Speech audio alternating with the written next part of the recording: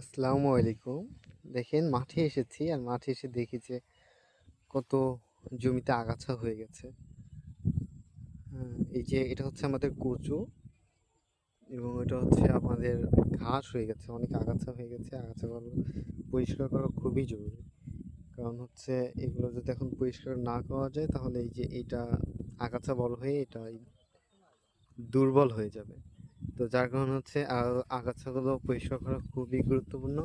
এদিকে দেখুন প্রিয় দর্শক, এইখানে দেখুন এত আগাছা হয়ে গেছে। হ্যাঁ, আগাছা আগাছা আগাছা অনেক আগাছা। তো আসলে এত আগাছা হলে ফসল আসলে উন্নতি করা সম্ভব না। আর এখন লেবার পাওয়াও খুবই কঠিন।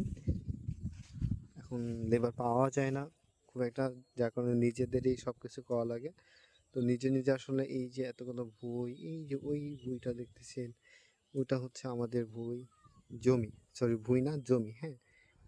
তো সব মিলায় আর পেরে উঠতেছি না আমরা একলা একলা। দেখুন আমরা দেখি কতদূর নিড়ানি দিতে পেরেছি। চলুন আপনাদেরকে একটু দেখিয়ে দিই। দেখুন এই যে এই যে এগুলো নিড়ানো হয়ে গেছে, হ্যাঁ। এই যে এগুলো নিড়ানো হয়ে গেছে। দেখুন কত সুন্দর লাগতেছে। হ্যাঁ, কত সুন্দর লাগতেছে যে মাঝখানে কলা গাছ হচ্ছে। দেখুন প্রিয় দর্শক, এগুলো কত সুন্দর লাগতেছে, কত সুন্দর লাগছে। কত সুন্দর লাগছে। বাট এই যে এদিকে তাকায় দেখুন একবার। এগুলো এদিকে তাকায় দেখুন, আর এইদিকে তাকায় দেখুন এগুলো কেমন লাগতেছে। তো এই যে আগাছাগুলো বের করে দেওয়া এখন খুবই গুরুত্বপূর্ণ।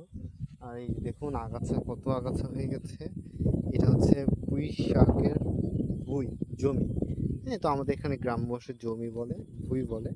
দেখুন আগাছা কত, কি পরিমাণ আগাছা হয়ে গেছে। হ্যাঁ, কি পরিমাণ আগাছা, কি পরিমাণ আগাছা প্রিয় দর্শক দেখুন। আচ্ছা আমার হাতটা তো লাল লাল হয়ে গেছে। আচ্ছা এই তো, এটা হচ্ছে আমার ভাই, বড় ভাই।